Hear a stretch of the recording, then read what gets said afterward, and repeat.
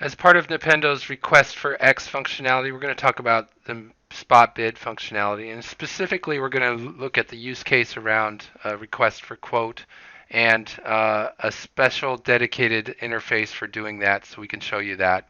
So here we show the requisition lines that are coming in from your ERP system.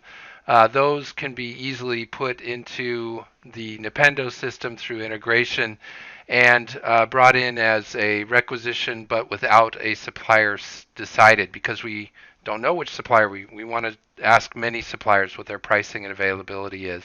So for this, we would create a negotiation event, and in the Nipendo spot bid, there would just be the one event that you can choose, which is the spot bid event, which brings in all the other information about the requisition lines, but also the event characteristics.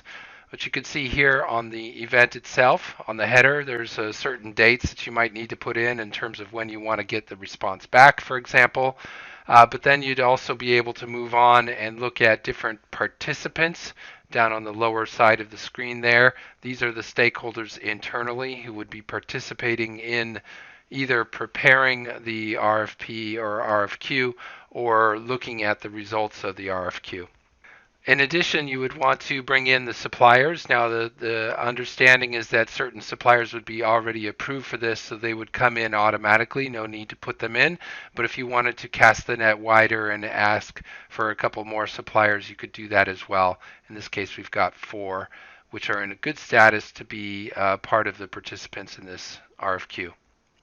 Moving on to the questionnaires, it's possible for you to have a general information questionnaire with details around maybe the quote, the length of the quote, and so on. Here you could see that there's some reference information that's included as part of the quote automatically. Again, no more typing involved, but perhaps you want to see what the validity and the ISO certifications for the supplier are, so those are blank.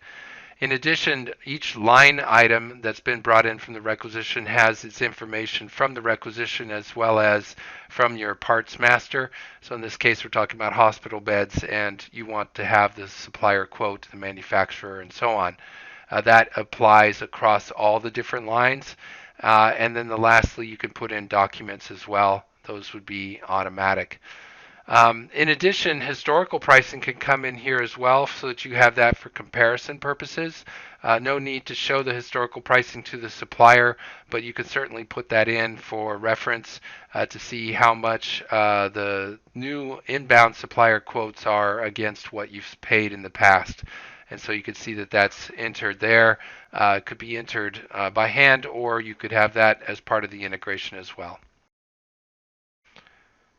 With all of that done, it's time to send the quote and place the bid. It would go out as a bid to the suppliers, and we can see what the suppliers are doing on their side. He should be able to go from there to, if he hasn't done it yet and you require it, he might have to sign off on an NDA.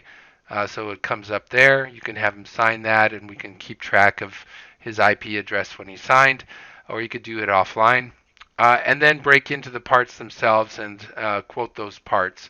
So open up the quote sheet, fill in maybe the upper end of things. What's the validity of his quote? What's the ISO certifications?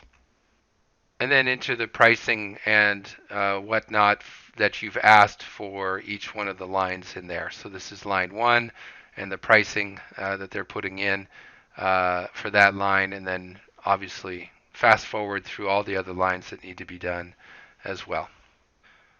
Okay, so once all of that is done, then it's time to submit the quote for the buyer to see, and you could look at the reference there and follow up on what's going on as the buyer's going through their things. So the other look at this is that a supplier doesn't have to answer on the portal itself. They can actually use the portal to deliver to them an Excel sheet that they could then answer and upload. And for that, we could take a look the same way, get into the quote itself, and export data in the upper left-hand corner allows us to download an Excel sheet in a particular format that is downloadable and then answerable and re-uploaded by the supplier. Taking a look at that Excel sheet, you could see, for example, that Each tab in the spreadsheet is the line that needs to be quoted. There's even pictures that are involved in this as well, so those come through into the Excel, and the supplier can then work through it as necessary within the bounds of the Excel spreadsheet. So when the quotes are coming back, the buyer side view now looks at evaluation and awarding. So there's a Gantt chart that is following the process here, and you can then just approve within the Gantt chart. The approval buttons here allow you to move from one milestone to the next and say it's done. When it comes to the evaluation, you want to do a quote overview, looking at each of the lines in the quote on the rows here in the spreadsheet, and then across the columns for each different supplier and their response with their pricing. You could include other elements as well, including lead time or dates or units of measurement or whatnot.